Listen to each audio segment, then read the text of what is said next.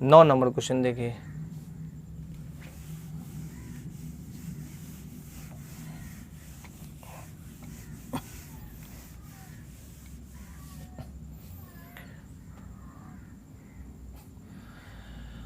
A sofa set listed at 800, उसके ऊपर 800 रुपये लिखा गया है।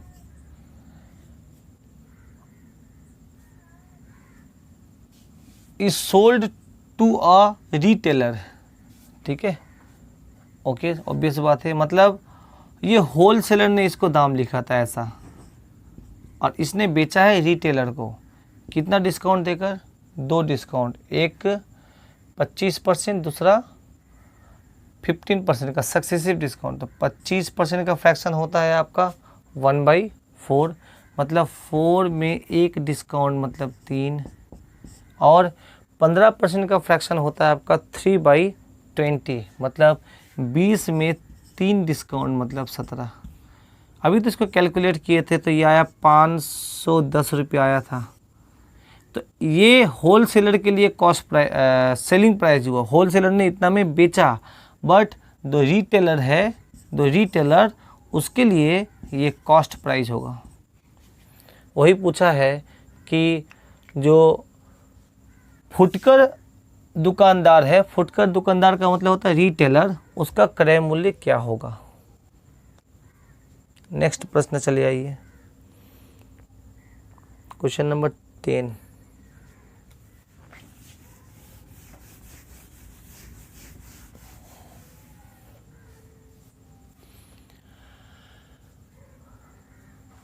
A shopkeeper marks his goods 20% above the cost price, 20% बढ़ाकर लिखा, but allows 30% discount for cash, his net loss is, obvious ये बात है, लॉस होगा। कैसे हुआ देखो बताइए, 20% वस्तु को बढ़ाया और उस पर 30% का डिस्काउंट दे दिया, ठीक है, तो ये सक्सेसिव हो गया कि जो वस्तु को पहले 20% बढ़ाया और उसी के ऊपर 30% का डिस्काउंट दे दिया, तो सक्सेसिव डिस्काउंट का फॉर्मूला लगा दो सर। क्या हुआ, अगर बढ़ा दिया तो प्लस, कितना बढ़ाया है सर 20%, तो लिख दो, डिस्काउंट दिया मतलब -30, ये साइन क्या होता है, इन दोनों का मल्टीप्लिकेशन, तो ये होगा 20 गुणा 30 बटा में 100, इन 2 जीरो को काट दो। अब ये कितना हो गया, यहाँ पर होगा आपका कितना, -3 दूना 6, -36, -16 आ गया, और माइनस क्या इंडिकेट कर रहा है कि ओवरऑल लॉस हुआ है, कितना परसेंट का, 16% का। देख लीजिए ऑप्शन नंबर 3, क्वेश्चन नंबर 11, एक बार देखिए, समझ में आएगा आप लोगों को। What price should a shopkeeper mark on an article costing him 200 to gain 35% after allowing a discount of 25%। कोई दुकानदार 200 क्रय मूल्य वाली वस्तु का कितना मूल्य अंकित करे ताकि 25% का एक बट्टा देने के उपरांत उसे 35% का लाभ हो। उसे बट्टा भी देना है, उसको लाभ भी कमाना है। CPMP का रेशियो निकाल दो सर, सबसे आसान तरीका। देखो मैथ को बहुत तरीके से बना सकते हैं, पर ये आसान डेटा है इसलिए इसको ज़्यादा दिमाग लगाने की ज़रूरत नहीं है। तो डिस्काउंट कितना दिया है सर, 25%, तो 100 में से घटा दो तो कितना आ गया, ये 75।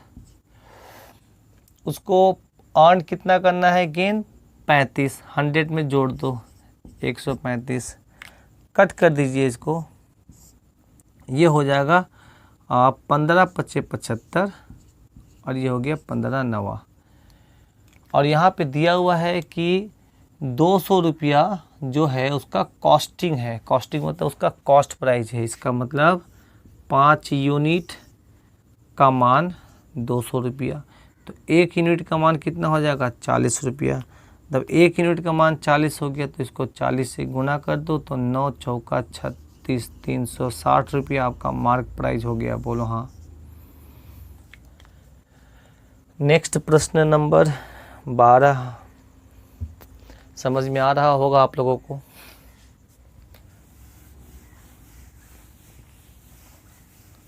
बारह नंबर क्वेश्चन को एक बार पढ़िए, कोशिश करिए।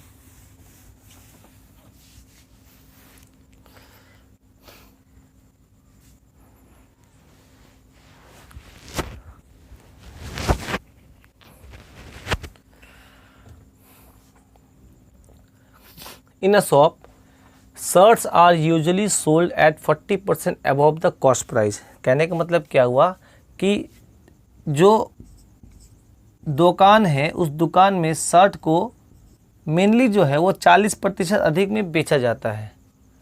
During a sale a shopkeeper offer a discount of 10%। अब वो क्या किया, 40% बढ़ाकर तो बेचता है, बट अब सेल करने के लिए उसने क्या किया, 10% का डिस्काउंट दे दिया। If usual selling price, usual selling price मतलब जो 40% बढ़ा कर लिखा गया था उसका दाम बेचता था उस पर, उसके ऊपर 10% का discount. If he manage to sell 72 shirts for 13,608, अगर वह 72 शर्ट को 13,608 रुपया में बेचता है, तो बताइए एक शर्ट का क्रय मूल्य क्या है। तो ये 13,608 रुपया 72 शर्ट का दाम है। तो आप एक शर्ट का दाम निकाल लेंगे सर, तो एक शर्ट का दाम कितना हो जाएगा आपका, एक शर्ट का दाम होगा 13,608 बटा में 72। ये एक शर्ट का क्या हो गया, सेलिंग प्राइस। अब ज़रा यहाँ भी समझिए अच्छे से। भाई पहले वस्तु को क्या किया, 40% बढ़ा दिया, फिर उसमें 10% डिस्काउंट दिया, तो आप ये निकालिए कि ओवरऑल वो कितना प्रॉफिट कमाया। यहाँ देखने में क्या है कि 40%, अगर ये 10% डिस्काउंट नहीं देता तो यहाँ पे 40% बढ़ा के लिखा, तो 40% वो प्रॉफिट कमाया अल्टीमेट। बट यहाँ पर डिस्काउंट भी तो दिया है, तो ये सक्सेसिव हो गया। फार्मूला लगा दीजिए सर, 40 × 10/100 कट कर देंगे, तो ये कितना हो गया आपका, 14 घटा देंगे तो ये 26% हो गया।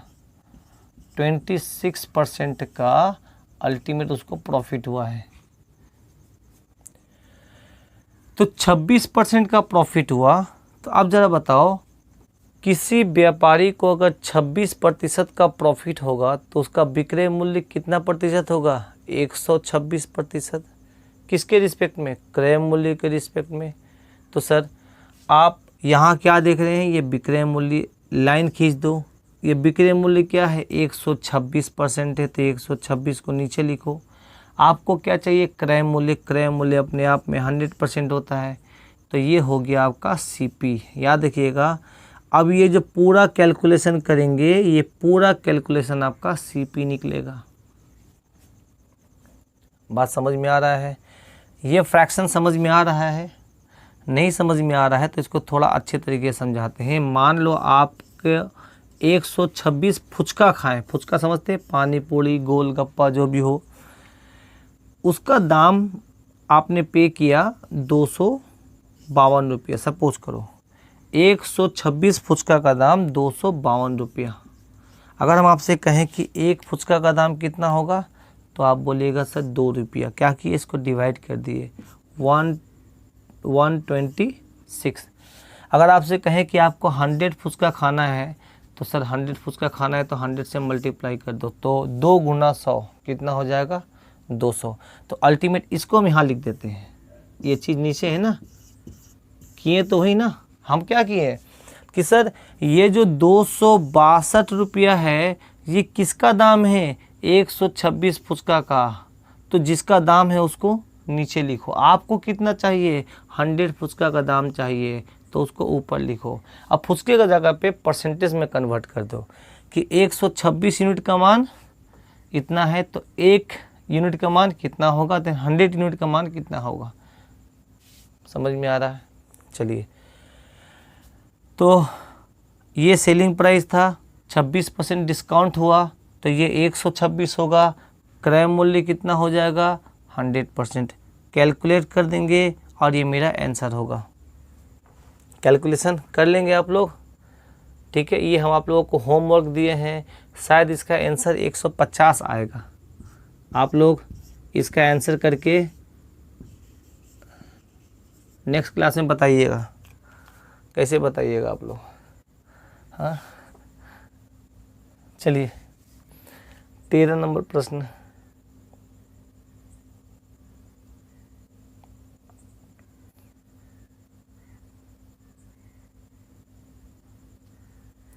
थर्टीन पढ़िए।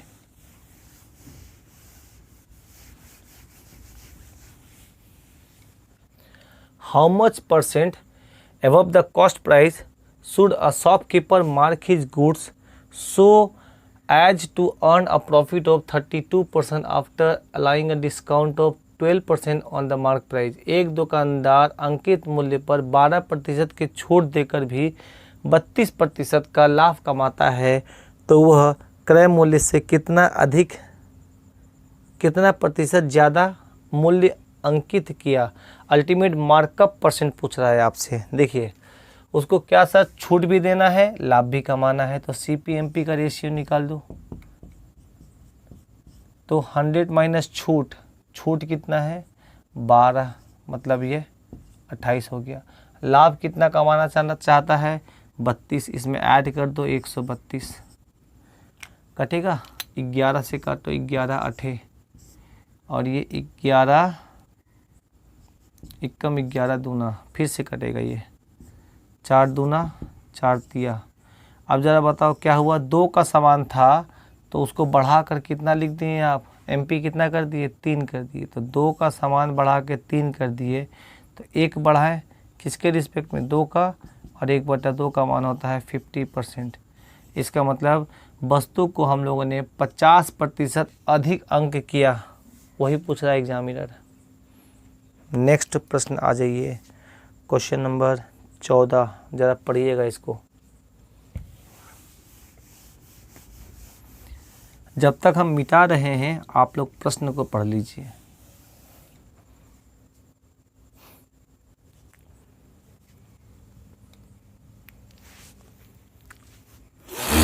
सेम क्वेश्चन, बंदा को डिस्काउंट भी देना है, लाभ भी कमाना है। CPMP का रेशियो निकाल दो, CP और MP कितना हो गया, क्या वाट परसेंट, अब हाँ ठीक है। CP तो ये हो गया 90, 100 माइनस 10 और 100 प्लस 70 मतलब 117, कटेगा ये, काटिए, किससे कटेगा 9 का पहाड़ा से कटेगा, तो ये 10 होगा और ये 13 होगा, तो 10 का समान 13 कर दिया आपने। इसका मतलब 3 बढ़ाया किस पर 10 पे, और 3/10 का मान होता है 30%। आंसर 1/10 का मान 10%, तो 3 गुना करिएगा तो 30%। ऑप्शन नंबर 2 SSC CGL 2014 में आया था। 15 नंबर क्वेश्चन देखिए। देखो ये जो चीज़ भी आपको हम पढ़ा रहे हैं, ये 5वां नंबर लेक्चर में हमने इसको 2-3 बार अलग अलग टाइप से बताया है।